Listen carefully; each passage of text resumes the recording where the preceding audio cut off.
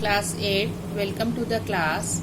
सुभद्रा कुमारी चौहान जी की लिखी हुई कविता नया बचपन हम पढ़ रहे थे, जिसमें हमने यहाँ तक पढ़ा था मुझको फंसा दिया तूने। आई होप कि पोयम आपको क्लियर हो गई होगी। काफ़ी आसान सी पोयम है। अब हम इससे आगे पढ़ेंगे। सब गलियाँ उसकी भी देखी, उसकी खुशियाँ न्यारी हैं। कवयित्री श्रीमती सुभद्रा कुमारी चौहान जी क्या कहती हैं कि बचपन मुझे ऐसा लगता है कि तुमने मुझे ठग लिया है।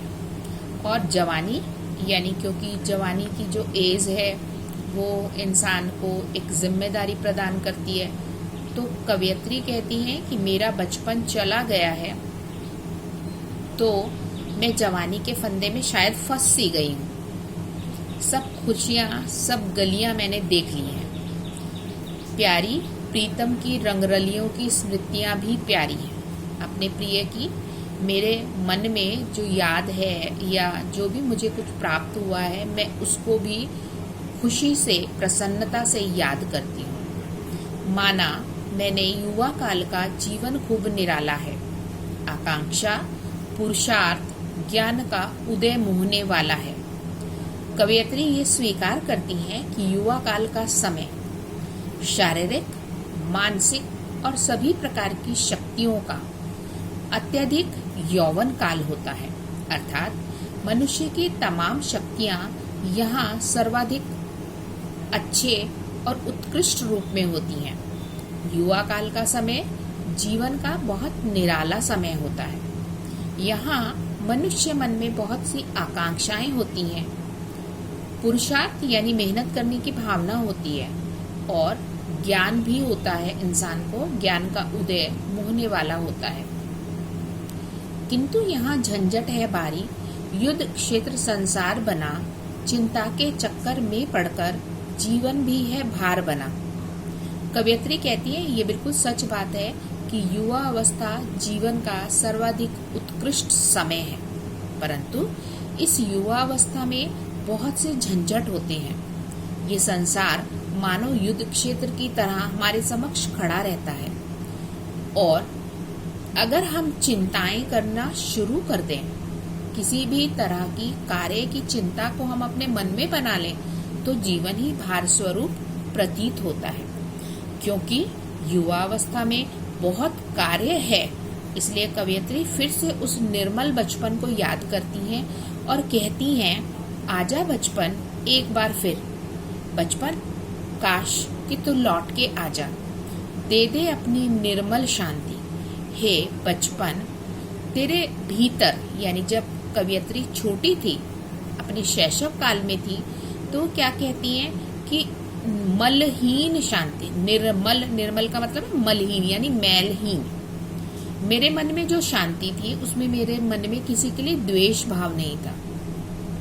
ऐसी ही शांति काश मुझे इस युवावस्था में भी मिल जाए। व्याकुल व्यथा मिटाने वाली वह अपनी प्रकृति विश्रांति। मेरे जीवन की व्यथा मिट जाए जो मुझे बेचैन करती है, मेरे जीवन का सुख चैन मुझे मिल जाए। इसके बाद कवयित्री फिर से क्या आकांक्षा करती है, वह भोली सी मधुर सरलता। मेरा बचपन कैसा था? भोला और मधुर। मेरे भीतर कैसी सरलता थी? मीठी सी। वह प्यारा जीवन निष्पाप क्या आकर फिर मिटा सकेगा तू मेरे मन का संताप। कवयित्री अपने बचपन को पुकार रही हैं और क्या कहती हैं, क्या वैसी भोली सी मधुर सी सरलता मुझे मिल पाएगी? क्या वह निष्पाप जीवन मुझे फिर से प्राप्त होगा? हे बचपन, क्या तू वापस आ सकता है? वापस आकर मेरे मन का कष्ट मिटा सकता है। यहाँ तक कवयित्री अपने बचपन को बुलाना चाहती है।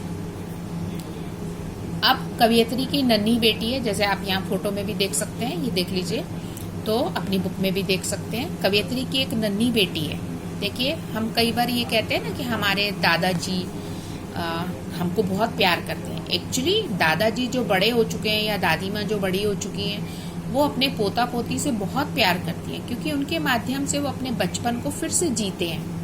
आप देखिए, आप कितने भी समझदार हैं, कितने भी बड़े हैं, लेकिन अगर छोटा बच्चा है और वो आ करेंगे तो आप भी बस चुटकी बजाएंगे, उसको स्माइल देंगे, हाँ करेंगे, जैसे वो आ कर रहा होगा आप भी करेंगे। इट मीन्स आप अपने बचपन को फिर से जी रहे होते हैं, और ये बचपन में वापस लौट के जाना इंसान को बहुत खुशी प्रदान करता है।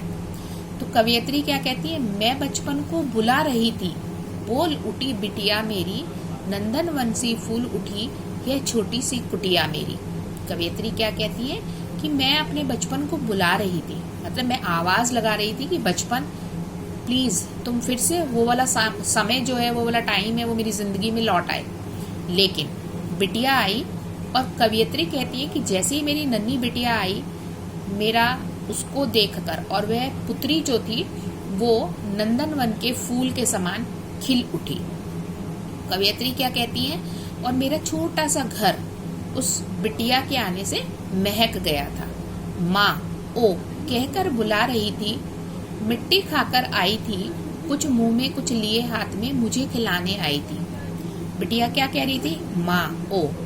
कवयित्री क्या कहती है कि जब मेरी बेटी मुझे माँ कह के बुला रही थी तो मैंने देखा वो थोड़ी मिट्टी खा के आई थी, और उस मिट्टी को हाथ में भी ले रखा था और माँ को भी खिलाने लाई थी, क्योंकि उसके अनुसार वो उसका भोज्य पदार्थ था। पुलक रहे थे अंग, दृगों में कौतूहल था छलक रहा, मुख पर थी आह्लाद लालिमा, विजय गर्व था झलक रहा। अब देखिए बचपन की बातें तो बहुत निराली होती है ना। अब वो नन्ही सी बिटिया जिसे ये नहीं मालूम है कि मिट्टी खाना गलत बात है, तो मिट्टी खाने के बाद इतनी खुश थी कि उसके अंग अंग पुलकित थे कि जो चाहा उसने खा लिया। आंखों में, दृगों में, आंखों में बहुत ही कौतूहल और आश्चर्य का भाव था। मुंह पे क्या था, प्रसन्नता की लालिमा, आह्लाद माने प्रसन्नता।